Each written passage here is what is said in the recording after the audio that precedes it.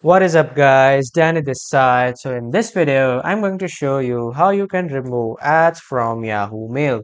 So first off, head over to Google or any browser, just simply type in Yahoo and you will be redirected to your official homepage of Yahoo. So from here, as you can see, I am seeing this ad and I don't want this ad. So I'll just simply click on this right side top corner cross.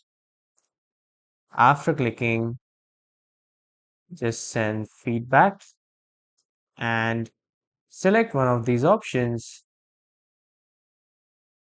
I'll just select not interested in this ad, and this will send me thank you feedback, and the ad will be closed by Google.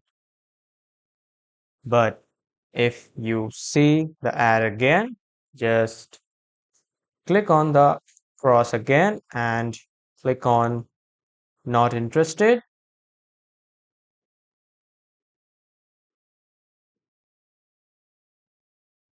and it will just remove the ad from there.